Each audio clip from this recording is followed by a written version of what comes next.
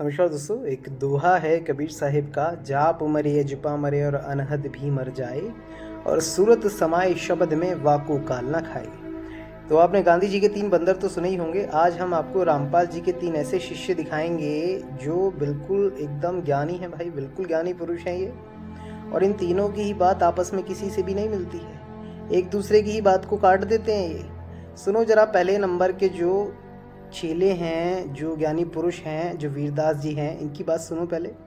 नितिन दास जी कहता है वो, हाँ, कि जाप मरे अजप्पा मरे अनदि में मर जाए, सूरत समाए शब्द में वापो काल लगाए। गुरु जी बताते हैं इसमें कि जो जाप होता है, जो प्रथम नाम सदगुरु रामपाल जी महाराज देते हैं, इनकी जो इन मंत्रों का जाप जो होता है हमें हमें यहाँ तक ले जाता है, त्रिकुट तक, यही भी मर जाता है। और जो अजप्पा जाप होता है वो सहस्र कमल यानी 7वें कमल और 8वें कमल के पार, यानी जो 8वें कमल में अक्षर ब्रह्म है, यानी कि सरपुरुष और अक्षर पुरुष के लोक को पार करवा देता है अजप्पा जाप।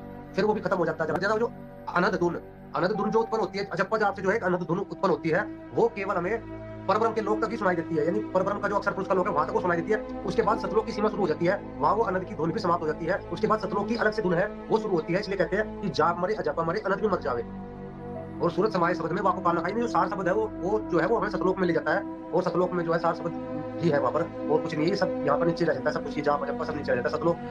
तो सुना आपने, ये भाई साहब कहते हैं कि भैया जाप हमें पहला यहाँ तक ले जाएगा, दूसरा यहाँ तक ले जाएगा, और तीसरा जो है वो सतलोक में ले जाएगा। मतलब शब्द ही शब्द है सतलोक में। तो दरअसल इन्होंने तो नितिन दास जी से खूब बात भी करी है, इस वजह से इनको धीरे धीरे ये समझ आ ही जाना है, आज नहीं तो कल एक दिन आ ही जाना है कि भैया शब्द ही आखिरी अवस्था है, जिसमें जाने के बाद हमें ये काल छोड़ेगा, वरना उससे पहले हमको नहीं छोड़ेगा।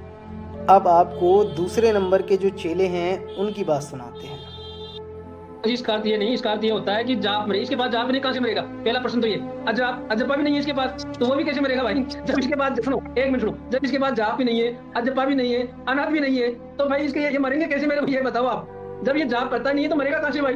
वीर कसम क्या आप बताओ, कहाँ से मरेगा? तो सुना आपने, ये भाई कहते हैं कि इनके पास तो जाप भी नहीं है तो मरेगा कैसे, इनके पास तो अजपा भी नहीं है तो ये मरेगा कैसे, इनके पास तो अनहद भी नहीं है तो वो मरेगा कैसे। तो दरअसल भैया हमें इन तीनों की ज़रूरत भी नहीं है, ना तो हमें जाप की ज़रूरत है, ना हमें अजपा की ज़रूरत है, ना ही हमें अनहद की ज़रूरत है। हमें ज़रूरत है किस चीज़ की? जिससे काल हमें पकड़ नहीं सकता। किसकी ज़रूरत है? उस शब्द स्वरूपी राम की ज़रूरत है। ये तुम्हारे मंत्रों की ज़रूरत नहीं है हमको। ओम क्लियम हरियम श्रियम सोहम सत्यम ओम सोहम सत्य कबीर ओम सोहम सत्य कबीर लगे जा रहे हो, जिंदगी बर्बाद कर रहे हो इसके अंदर अपनी। बोला है सूरत समाये शब्द में, उस आत्म अवस्था में, उस शब्द स्वरूपी राम में जब तक तुम्हारी सूरत नहीं समाएगी, काल छोड़ेगा नहीं तुमको। और अब जो तीसरे नंबर की जो व्यक्ति हैं भाई साहब, ये तो धरती फट ज्ञानी है। इनके सामने तो कुछ भी रख दो, ये तो उसी का ट्रांसलेशन कर देते हैं। एक ये रामलाल जी और एक ये चेतन दास जी, भाई साहब ये दोनों ही ऐसे हैं। चाइनीज किताब धर दो इनके आगे, ये उसको भी ट्रांसलेट कर देंगे 2 मिनट में। उसमें भी निकाल के दिए आएंगे खोज खोज के कि देखो गुरुजी का ओम मंत्र लिखा है इसमें, क्लियम मरियम श्रियम सोहम।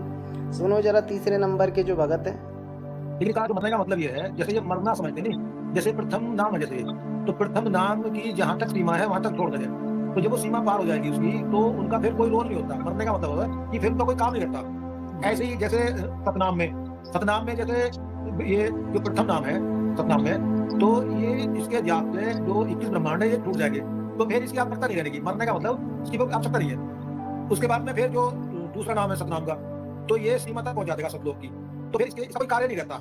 मरने का मतलब फिर इनकी आवश्यकता नहीं होती, क्योंकि वहां तक हम पहुंच गए। सूरत समाना शब्द में ताको काल न खाए, यानी कि जो शब्द रूप में परमात्मा होते हैं, तो हमें वहां सतलोक में परमात्मा प्राप्त हो जाएंगे। तो जब हम सतलोक में पहुंच जाएंगे, फिर हमें काल खाएगा क्यों? काल का तो काम ही खत्म हो जाएगा। तो वैसे इसका शाब्दिक अर्थ ये भी है गुरु जी कैसे। तो सुना आपने, इन तीनों की कोई तुक बनती है? इन तीनों का आपस में कोई ज्ञान मिलता है? एक हवा में तीर इधर मार रहा है, दूसरा इधर मार रहा है, तीसरा हवा में इधर छोड़ रहा है। कोई कह रहा है कोई हमें यहाँ तक ले जाएगा मंत्र, कोई कह रहा है हमारे पे अजपा नहीं है, कोई कह रहा है मरने का अर्थ ये नहीं है। अरे भैया लाइव में अगर बैठ जाने को सिर्फ चर्चा नहीं कहते हैं, बाणी उठा ली इधर उधर की, कुछ भी ट्रांसलेट करने लग गए। ये कहते हैं कि भैया मरने का अर्थ ये नहीं है।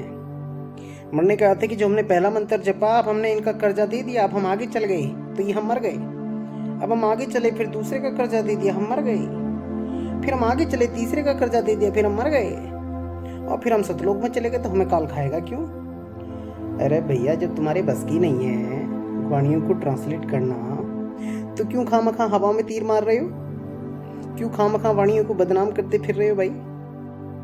जब तुम्हें नहीं पता इनका अर्थ, ये मूल वाणियां हैं भाई, ये कोई मंत्र वाणियां नहीं है। राम राम रटते रहो जब तक घट में प्राण, पहली दूसरी क्लास की वाणियां नहीं है। ये पीएचडी का ज्ञान है भाई, समझ लो।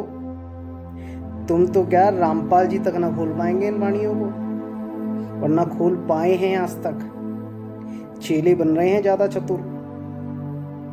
तो मेरे भाई, जो मरना है, ये कोई ये नहीं है कि पहला मंत्र दे दिया मर गए, दूसरा मंत्र दे दिया मर गए। कहते हैं मरता मरता जग मुआ और मर ही न जाने कोई। और ऐसी मरनी, कैसी मरनी? जीवित मरनी। जीवित ही करी हो आशा, जीवित समझे जीवित बूझे, जीवित मुक्ति निवासा। तो मेरे भाई, जो दोहे का अर्थ है वो है जाप मरे अजपा मरे और अनहद भी मर जाए, और सूरत समाये शब्द में। जब तक तुम्हारी सूरत उस आत्म स्वरूप में नहीं समाएगी, उस शब्द स्वरूपी राम में नहीं समाएगी, उस अखंड शब्द में नहीं समाएगी, जिसको गरीबदास जी ने बोला ऐसा सतगुरु हम में लिया, सूरत सिंध के माही शब्द स्वरूपी अंग है और पिंड प्राण नहीं छाई, जिसको कबीर साहब ने बोला हम हैं शब्द शब्द हम माही, और हमसे भिन्न और कछु नाही। वो है ये शब्द। ये कोई ओम सोहम सत्य कबीर मंत्र नहीं है तुम्हारा शब्द। उल्टा सीधा ट्रांसलेशन करने से अकल नहीं आती है, और उम्र बढ़ जाने से भी नहीं आती है कि उम्र तो बढ़ गई लेकिन विवेक वही 0 का 0 है अभी। मरे अजपा मरे अनहद भी मर जाए, सूरत समाये शब्द में वाको काल न खाए।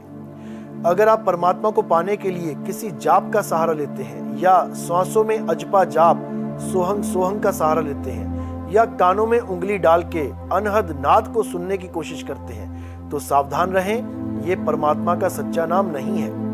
परमात्मा का सच्चा नाम सार शब्द है। जिस सार शब्द में आपकी सूरत को रमण करना है, जिस सार शब्द में आपकी सूरत को समाना है, और जैसे ही आपकी सूरत सार शब्द में समाएगी, आप भव बंधनों से मुक्त हो जाएंगे।